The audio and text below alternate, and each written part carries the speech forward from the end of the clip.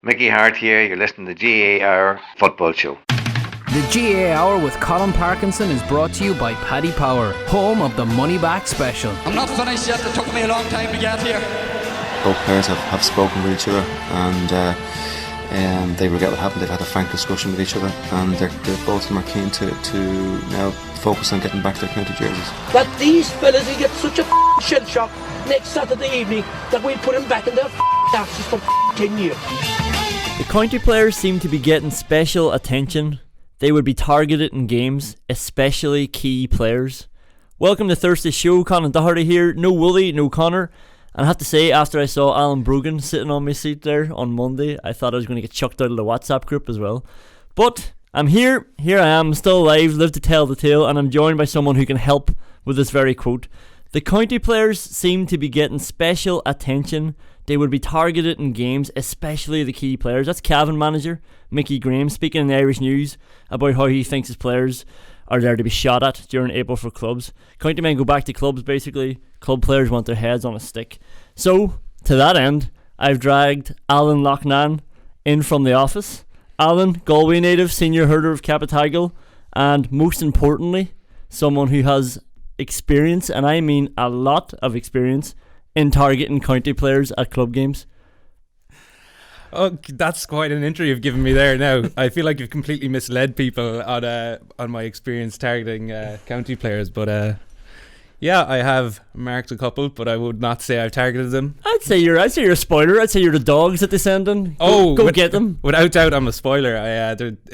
Most of the time I'm told not to do too much hurling, just to stop them going. Don't you worry about the hurling. Don't you worry about the sliotar. Yeah, don't worry. If you don't touch a ball, that's fine, as long as he doesn't touch it either. That's But comes to April, you're licking your lips. You get another shot at these big shot county players in their ears. You've got all your work done. You've been sort of researching whatever you want to say to them, and you're ready to go. You're let out of the cage. I feel like you're spreading a false narrative here now at this point. But I will ask you first off, what do you mean by targeting, so I can answer this properly? Well, that's why I have you here. You can tell me what is targeting. No, you're targeting a county player. It's not that you want to injure him. It's that you want him to not want to be there. Do you know what I mean? Yeah, I do know what you're saying, but I think it's only natural that teams would, like, the county player for a team is usually their best player. Yeah. So it's only natural that you don't want their opposition's best player to have a big impact on the game. Mm-hmm. So I would say, yeah, they're targeted, but I'd say that's just using logic, that you target the team's best player. Yeah. So, like, it's just say, like let's just talk about, say, centre back for a hurling team. They're usually a pretty good player. If they're the county player for that team, you can target them a few ways. You can either, like, attack them, so you hit the ball down on top of them. When they catch it, you swamp them. And but then when you say swamp them, are you trying to hurt them? No, I'm not trying to hurt them at all. I'm just some people are trying to hurt them. No. I'm not talking about trying to hurt them. I'm talking about you're targeting them in such a way that you want them to fall, in a sense, so that the other players around them see that their best players, he's not having a good day. Yeah, he's under pressure here. Oh God, we're under pressure now because our best players knocked out the big pillar, and the rest of it'll fall down. Well, yeah, not literally now, but yeah. But that's interesting. So, like, this might bring it on a bit more. So you would play a lot wing halfback for most of the time, but you would man mark around the defence if you have to. But would you ever be given a job to man mark a centre back or a halfback? I would say, like, we have played teams in the past, where their county player was playing centre back, and we've had plans, to take them on and put them into positions they're uncomfortable in, I'd say. But, like, it would never be anything malicious or anything like that. It would be about, they're strong in the air, so we can go at them two ways. We can either avoid them altogether, or we can play around or play as normal and hope he doesn't have a great game, or else we can hit the ball down top of him but be ready that when he catches it, three of our players are going to come in, tackle him, put him under pressure, try and force a turnover, and it's a big morale boost for everyone else around then. Yeah, I think so. I think Mickey Graham's concerned. So Cavan are playing Monaghan, I think it's May 19th, so started the championship, playing the All-Ireland semi-finalists at home. Big game, it's his first year as management, and he's talking about the players being targeted and why he's concerned. So he said, this is in the Irish News, it's nervous times at the weekend. Every game there's somebody picking up something. It doesn't help the county. Any lads that pick up knocks at this stage are probably missing a week's training, and you're only 5 weeks out. Every session the lads are missing has a knock-on effect further down the line. I understand what's going on. It's just annoying that the lads are picking up so many knocks in a short space of time. So it's not clear there if he understands that they're all playing club games or whatever, but he is talking about them being targeted, especially key players. But is there that culture of letting them have it as well? Well, like, yeah, obviously I'm not saying that that doesn't go on, but I would certainly say that, yeah, there probably is some teams out there that, you know, if they get a chance to hit their best player within the laws of the game, that they don't get sent off. I'd say they're being encouraged to take it. But like, why wouldn't you? But why wouldn't you? Why wouldn't you injure the best player? Well, why wouldn't? No, but why wouldn't you? If you have the chance to make a big hit on someone, like, you're not going to pull out. Yeah. You know? No, that's absolutely fair, like, you know. But what I do, obviously within the laws of the game. But yeah, there is. I'm sure there is. Look, I'm not going to sit here and say everyone's golden and all might and all that, but I'm sure, yeah, maybe some teams are. But we have, like, we've all probably sat in change rooms. It doesn't happen all the time. It definitely doesn't even happen the majority of the time. But sat in change rooms where managers or coaches or players have said, number 8 or David, whoever, like, you know, go get him. Like, you know, let him know you're there. And like, it's almost like a scalp, like a, you know, like a war skill, you know, where you sort of bring it back as a trophy. Then, like, when you take a scalp, you see their best player going off injured, or as you say, you see him falling and somebody getting the big hit or getting on top of him, then they are like, they do have target dots in their head. But you have to remember, I think the annoying thing for Mickey Graham or any of these county players is that they are playing for the county then in 3-4 weeks time, and they're expected to be going through all this as well at club level. Yeah, and that's true. And I suppose, like, I don't know what the figures are on this, but you do, in my experience, you do see a lot of county players getting yellow cards and things like that on the pitch, and you wonder if that's the direct relations, like they're getting dogged on the pitch and they lash back and they get the card, and they're the one who gets caught. So I don't know what the figures are on that, but just a little observation. I remember we were playing minor championship one time. This was back in Derry, and we had the best minor in Derry. He was called Emmett Green. He was like legendary at the time. He was coming through, and everybody knew about him. He was playing for Ireland and stuff at underage level. And this sort of fight broke out anyway, because everyone was always targeting him. But no, he was big, strong. You couldn't really stop him. But then this fight broke out. And then this guy had obviously been waiting for this moment for like 7 weeks, and he stood back, his eyes were bulging, his fists were clenched, and he was shaking as well, and he goes, "I'm not afraid of you, Emmett Green." And your man Emmett was like, "Who the hell are you?"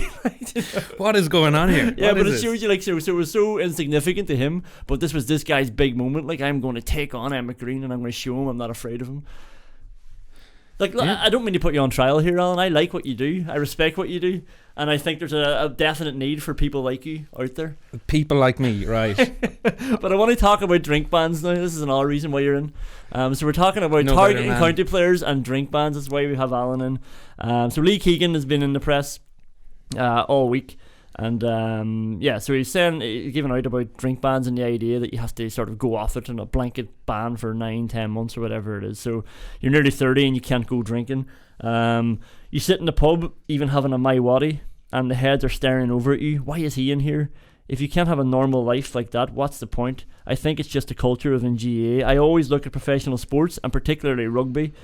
They have a few beers after the game, and they train 2 days later and perform at the highest level the week after. That's the way the GAA should look at it as well. It's part and parcel of life. If you can't enjoy life with a bit of success, or even if you lose, have a few beers with your teammates, that's part of sport, and you have to have that as well. There has to be balance. If you always are locked into GAA, what is there out there for yourself? And it's just an interesting way of looking at it. Like, it's not like, you know, we all want to, like, oh, let's let the lads loose. We all just want to have a big party or whatever, like, you know. But it is the idea that you're not allowed to do it. And part of me thinks the club managers love this idea of a drink ban.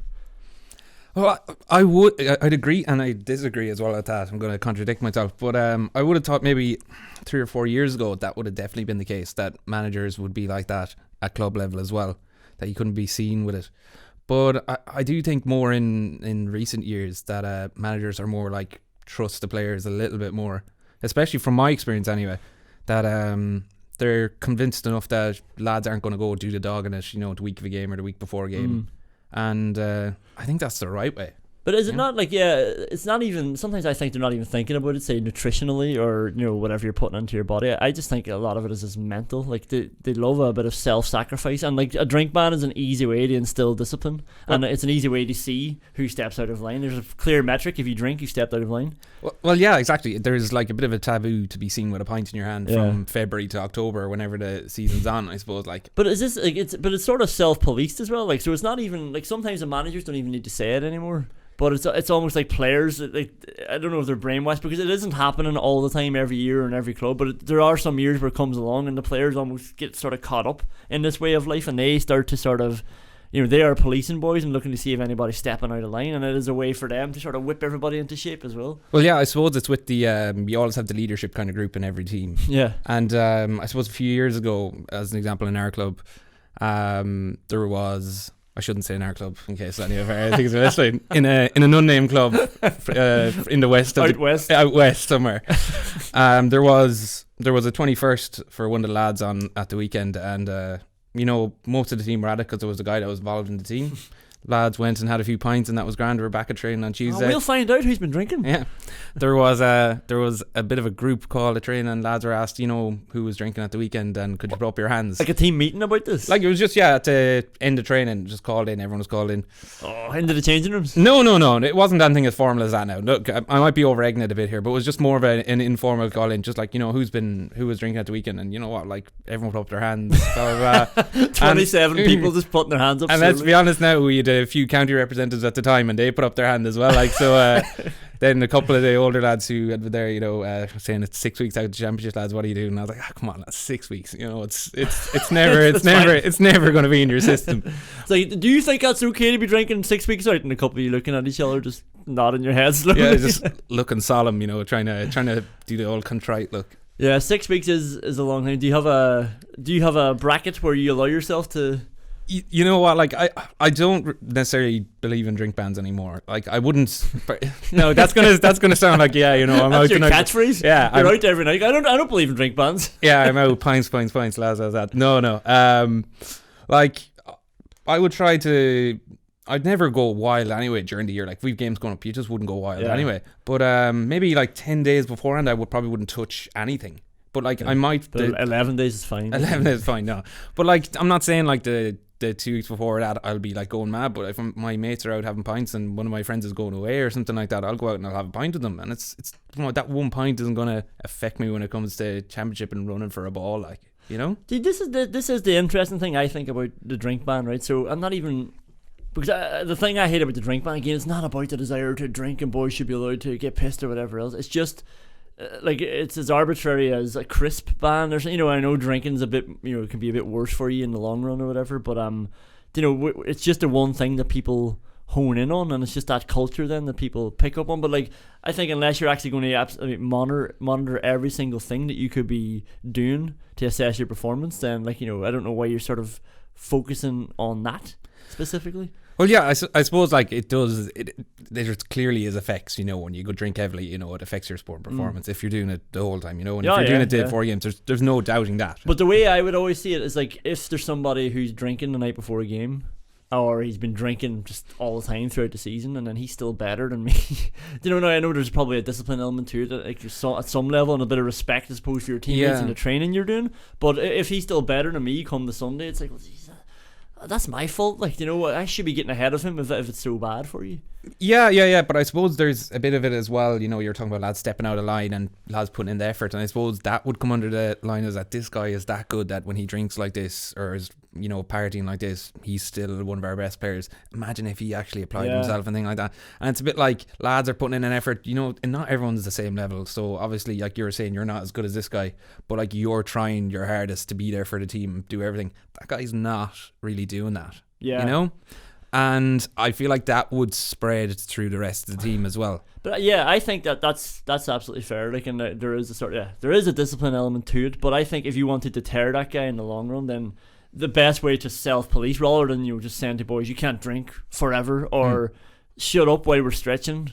What is that, by the way? Like, when you're doing a cool down, or shut up and concentrate on your hamstring stretch. I can do it while I'm talking. Do you want lads to enjoy the training or not? Like, come on. Exactly. But the main deterrent for him drinking should be when he comes back to training on Tuesday. that you're actually training is so tough. And so, like, I don't mean it's slogs of running and all, but the other boys are at the pitch and it's sharp and intense and they're driving into each other. And, like, you know, this guy thinks, Jesus, I do not want to feel like that again come Tuesday. Like, so you need to, as a group, make training so hard that he won't want to go out drinking. He'll want to be ready for training the next time. Yeah, but that'll bring us completely onto a different debate, like about, you know, we start training in January, February or whatever like that, and we might play a championship game in April and then you've 3 months, 4 months break. So how are lads going to be at the pitch every night, you know, at this fever pitch of a pace? You know, it's not really possible. So, but we're not going to get into that now. The championship structures need to change.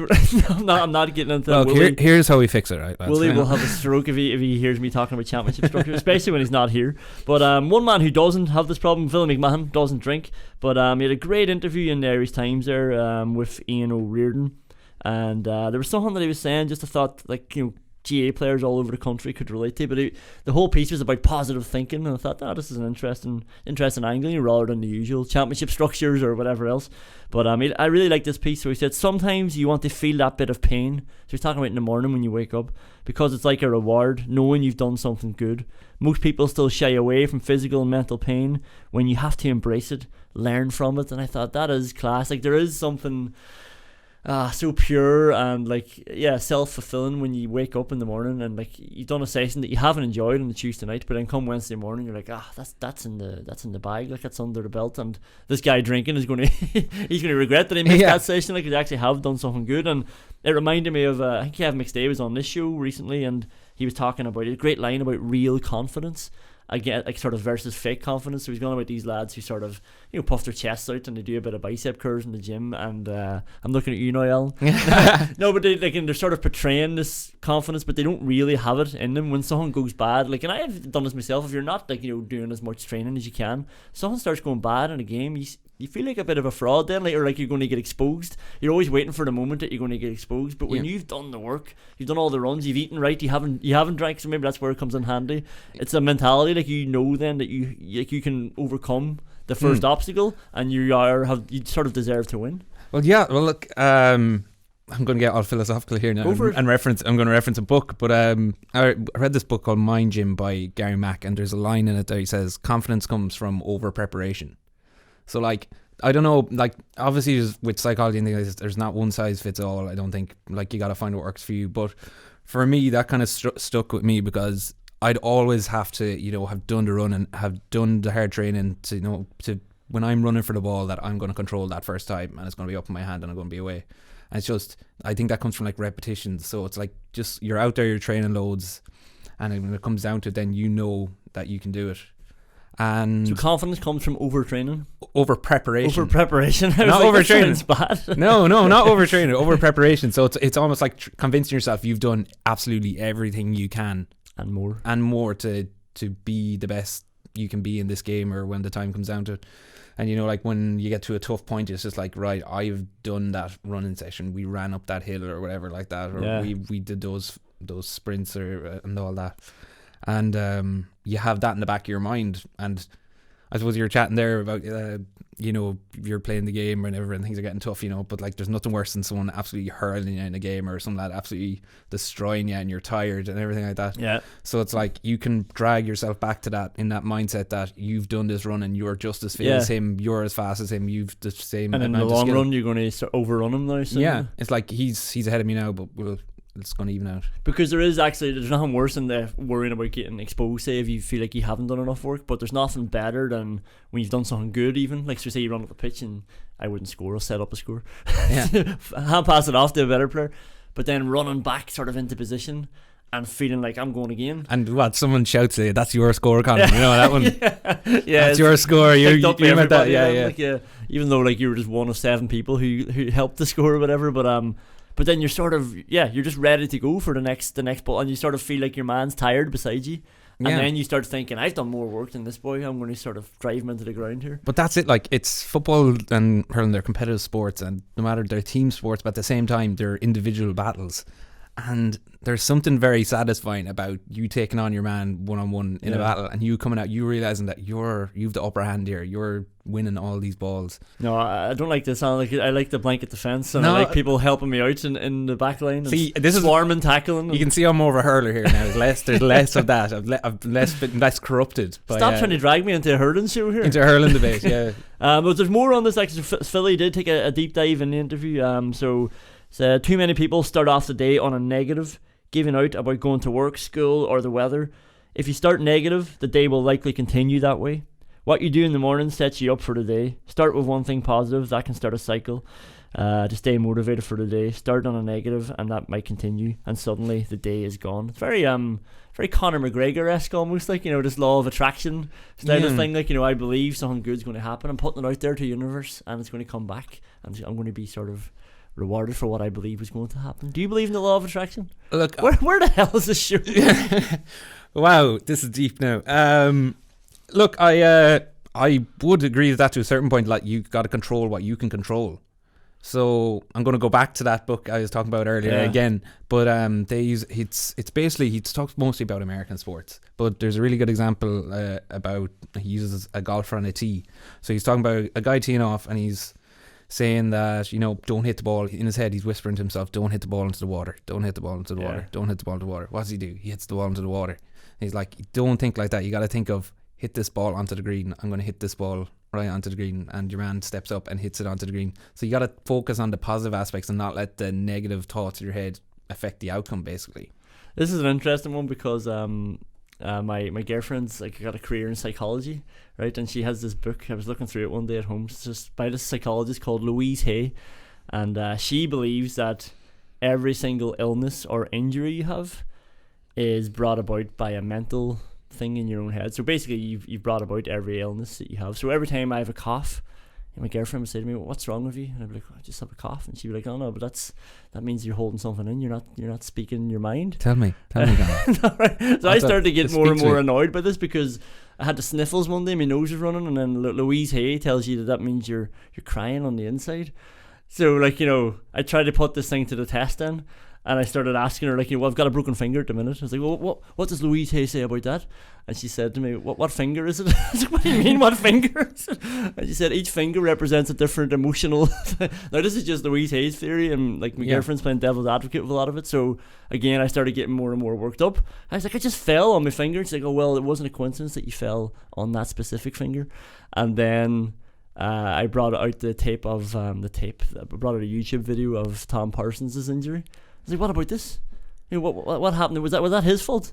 And she's like, well, maybe there was a reason why he was in that position. I was like, no, the goalie player slid into his knee. Complete accident, horrific accident. Are we getting back to now this is God's plan?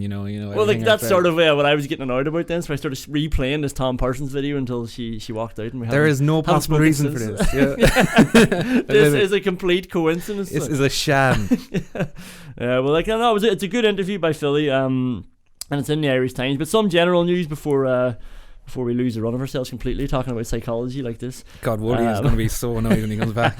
So, Donegal, another blow for Donegal. Martin O'Reilly's left the panel, being reported by the BBC. So, Oran McNeilish obviously left, or he said he wasn't going to continue playing for the rest of the season. He said that on Highland Radio. He said he wasn't enjoying his football. You add that to Martin McElhinney isn't there anymore. Mark McHugh, Stephen McBurty, Dara O'Connor, they all left at the start of the year, weren't there at the start of the year, and Declan Bonner was getting a bit spiky about being asked about them. So it's just a blow. They're losing all these real established players, and someone like Martin O'Reilly. I honestly, I've never seen a man kick 3 points from play as consistently as he does, and never really have it mentioned. It's almost just the way it's reported is he won another breaking ball. Which he does. He did all the donkey work, and he kicked 3 from play just quite regularly, and now he's gone. And then Donegal, obviously, it's a repeat of the Ulster finals. They were playing Fermanagh away in the first round, so it's not an easy one. They got Tyrone in the semi-finals, and remember Donegal last year.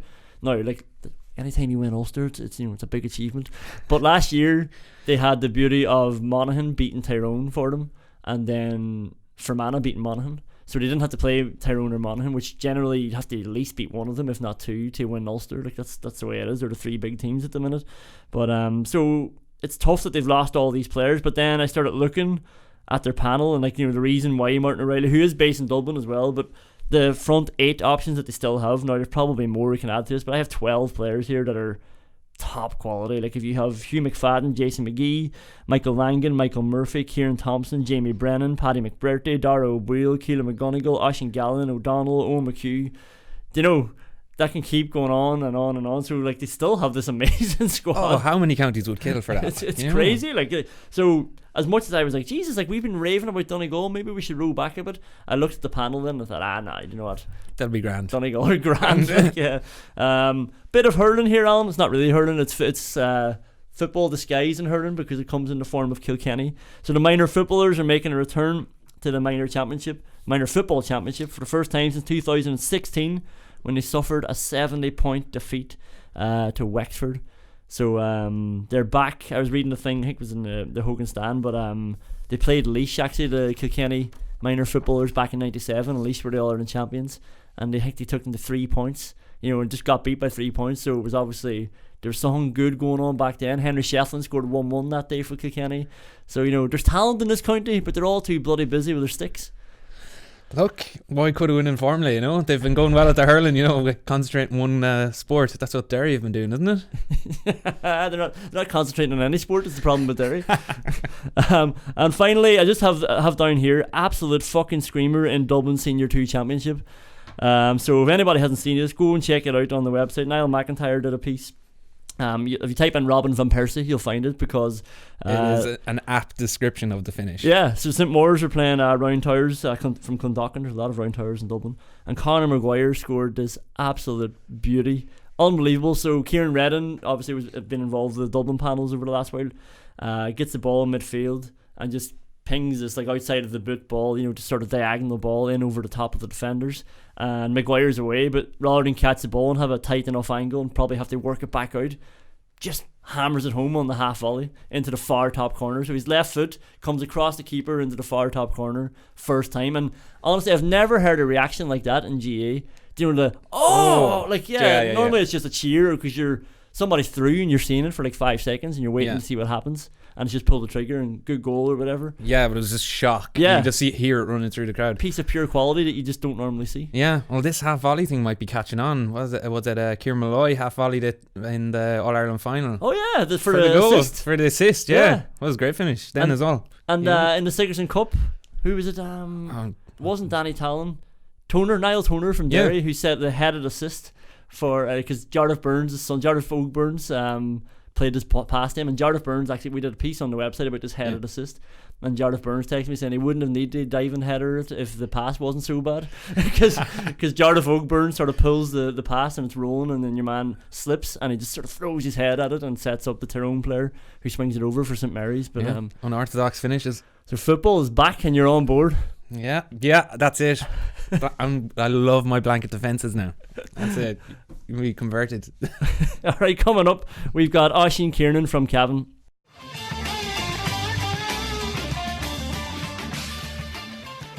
So how are you today, Oisin? Yeah, very good now. Very good today, thanks. All going well, thanks. And you're 100%, you're back flat out training. Are you with the club now at the minute? Yeah, back fully training. We're with the club for the month of April, and championship next month then with Cavan. But yeah, back fully training and all going well, thanks for that. And do you feel like you had do you feel like you've lost anything from before or anything like that, or are you just feeling exactly like you did before the summer? Not that I've really lost that, and it's hard to tell really, because you just coming back, I suppose every session is getting better and better. Not so much I've lost anything at all really. No, I don't think I have. Yeah, well, do you want to go back to August? How did you start to notice something might not be right? Just in the middle of the championship with Castlerahan, I could find it wasn't even a lump as such, but more a divot or a kind of roughness down one of the testicles, and I didn't say that, and I didn't think much of it at the time. We were going well at football, so I didn't think much of it really. We played, that was before the Rammer game, I just noticed that.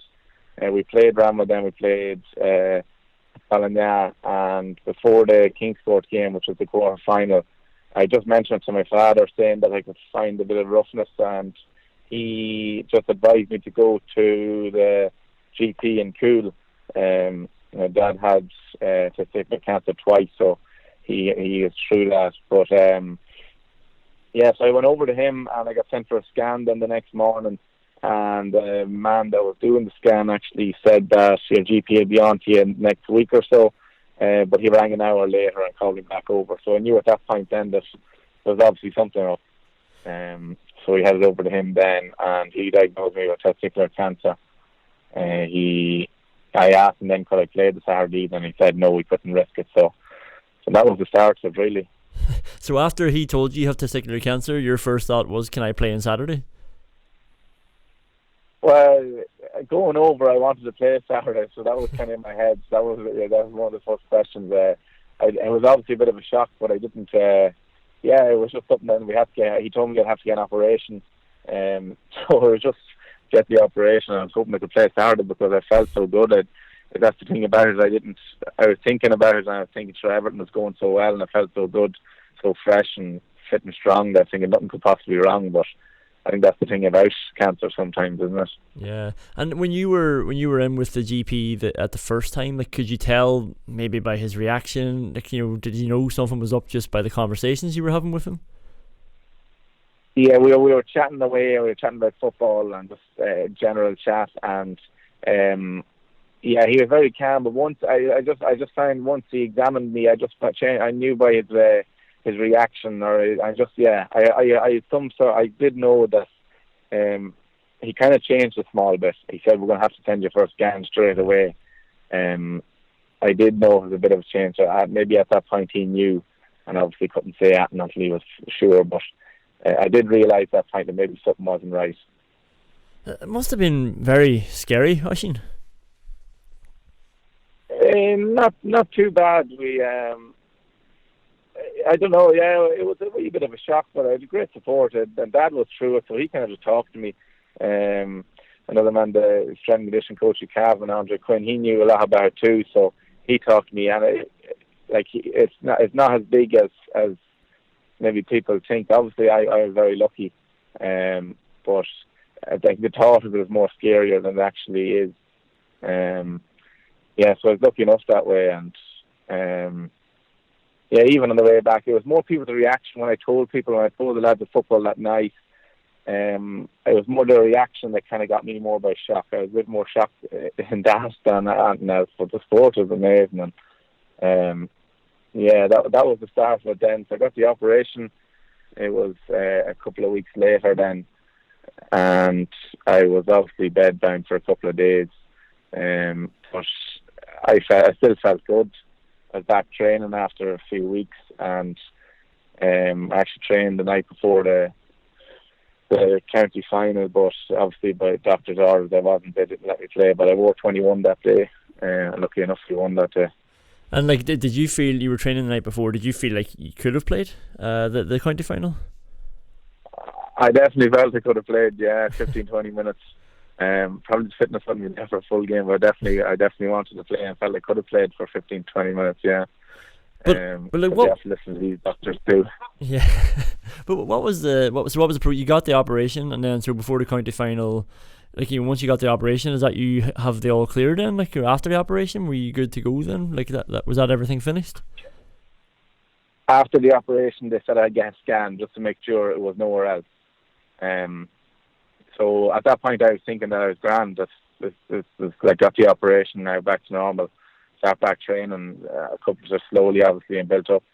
But I got the scan, and then I knew I had the results of the scan. That was after the day after the county final. I knew that was coming up. But I think we were just focused on the football, and I never even thought of it too much, really.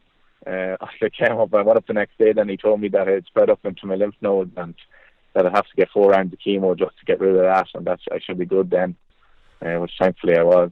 So this was the day after the county final. You went down to Dublin and got a scan, and that's when they said that the cancer had spread?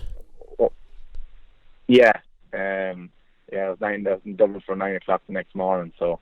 It must have been an early start after the night before. Yeah, it was good fun, but it wasn't exactly what I wanted to hear. But I went back to Baladuff to the lads, and they made it very easy. We were still celebrating, obviously, the win, so they made it all very easy too. Yeah, so you got that information down in Dublin, and you sort of, was it not sort of, you were just happier to go sort of and celebrate again? Like, was it hard to block it all out, or like, were you chatting to your teammates about the actual illness itself or the spread of it? Yeah, we went back and we were all chatting, and I was just telling them the whole lot of the story, and there was a bit of we were just going to have to go through it and get it done, but that was it, and we were celebrating as well, obviously, after winning, and I knew then that I was going to be playing against Kilrain the week after, so it was just about keeping ticking over and keep going to get ready for that game, really, then. But no, it was, they all made it very easy. Obviously, Lisa and girlfriend and close family as well, but so that was the next thing in my head, was the Kilrain game, really. So was that another question that you were talking to the GP about? So they told you that the cancer has spread to your abdominals and lymph nodes, and you're saying, well, I'm playing Coleraine in 2 weeks' time. Is there any chance I can play this match? Yeah, he said, I don't see a problem with that. So I was lucky enough that way. I started the chemo at the end of November, and that was mid-November. So 2 weeks after that, then I started the chemo. And how did you find training with the club? Training with the club before the Kilrain game. Yeah. Yeah, there was no problem. I was coming back to fitness fairly quick. Then we trained away and played. I played the full game against Kilrain, lucky enough. Didn't go away that day, but it was good to get back playing. So that brings us to November, and then the end of November, as you say, you're starting the chemo. Did you know much or what to expect going into the chemotherapy for 4 bouts of it? Not really. I heard of the side effects. They obviously tell you that what you could have, and the first one wasn't too bad at all. So I was 5 days in the Mater, and then I had 2 weeks off. So I had four sessions of that. But after the first one, I didn't find much difference at all, really. I was wondering what the chemo they were putting into me until the hair started falling out.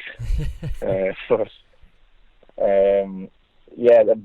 after 2, 3, 4, they obviously accumulated, and it got a bit worse that time. When I say worse, the energy went down, like taste buds, and I was on steroids. So at times I probably looked sick, but I didn't even feel sick, really. I was probably swollen up a bit and pale, and hair was gone, but I felt okay through it. I trained. He said to train away, let your body just do what it's able to. So I trained away, and obviously it wasn't going to be 100%, but it was good to keep going though. So you were doing football training, like you were doing a group session? Yeah, it was pretty much. They advised no real contact, but I felt like they said the chances of a bruise, and you could bruise very easily in that, but I felt I was 100%. I felt I was fine. Now I wasn't like I was, but I still felt good enough to train away. So lucky enough, I trained away. When I was in the Mater on the week, the first 2 sessions, I went to the gym that night, and the nurse was saying I was probably a bit mad to do that, but and then again the doctor said he was in and out every day, so he said if you're up to it, fine, just work away. I'm not saying that to up myself, and I'm just that's what's possible. And it can be done for other people going through it, really. And when you were in the gym, like, I'm not looking for specific numbers, but did you notice, like, was your strength still high? Like, were you doing strength training, or were you just keeping yourself taking over? I found my strength was still high. I don't know if that was the week of steroids, but I did find my strength was pretty much the same. Now I felt if I pushed hard, I'd probably suffer the next morning a bit more. So that's why I learned after the first cup to just take it that bit easier, because the next morning you'd probably suffer if you did push that bit harder. But going for walks and that at night, they advised to do that. So yeah, it wasn't too bad. I just put a bit of tape and wrapped it around the port that the chemo was going through, so no one would ask any questions, really. Jesus. So during the chemo, the club obviously had finished. He's lost that game, the Coleraine, but you're training with Cavan then at this stage. Like, was that always on your mind then, trying to make it back for the National League, or what was your target? Yeah, I didn't really set any targets as such, but I just wanted to get back playing football, so I was going to do everything I could to just get back as quick as possible. And yeah, I was lucky enough. I was able to train a lot of the way through it. Now, as I said, I wasn't 100%, but I think it stands to me then when I didn't get the all clear and did go back training, that the fitness came back fairly quick then because I was tipping away. And then that must have been a big sort of achievement, like a personal achievement, I suppose, as well. But it must have been really something then, knowing that you were in the squad and then you came on. And of all teams you come on against Dublin. Like what a way to sort of end the journey. Obviously, like, you've gone through the operation, you went through the chemo, and now you're coming on against Dublin with the all clear. Yeah. Well, it was nice. It was very good to get on. At the time, I wasn't thinking. I was just thinking of the game itself. I wasn't thinking anything like that. But yeah, it was great to get back, and I just kind of. It was more. I was mad to get back. I just wanted to prove that I wasn't going to let it stop me. The cancer stopped me doing that, and that's really so. It was not very nice to get back. Yeah. Did that help you in a sense? Like, I know, like, you talked about the support that you had from your teammates and stuff, but like, just the idea that you were always targeting something on the football calendar, like, something to focus on and to challenge yourself, and like, rather than, as you say, sitting and feeling sick and maybe worrying a bit more than you would, you're just focusing on getting back for certain games or training as much as you can. Did that help along the way, do you think? Yeah, definitely. It helped massively.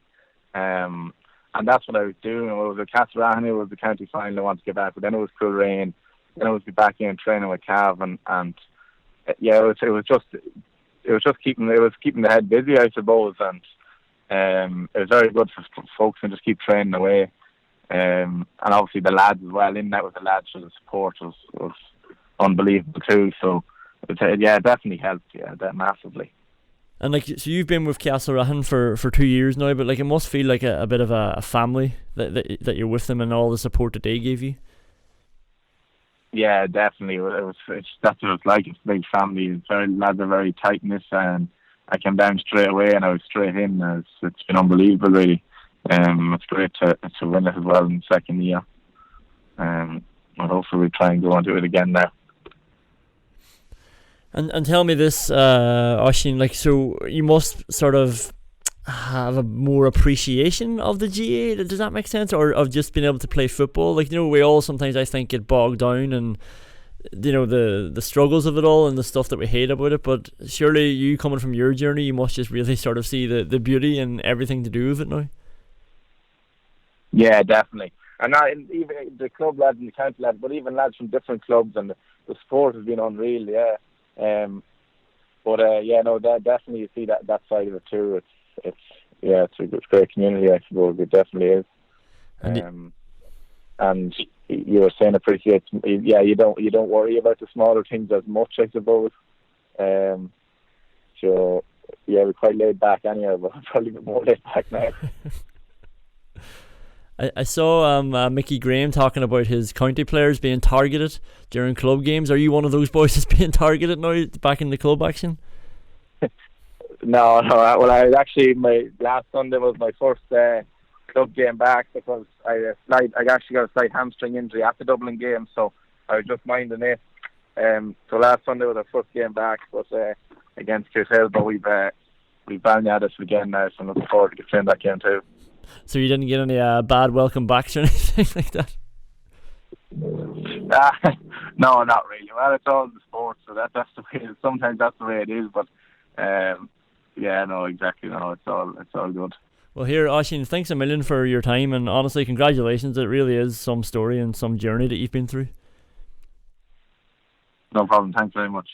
Alright, thanks a million. There's no show on Monday, but Willie will be back on the following Thursday, and we'll see you then.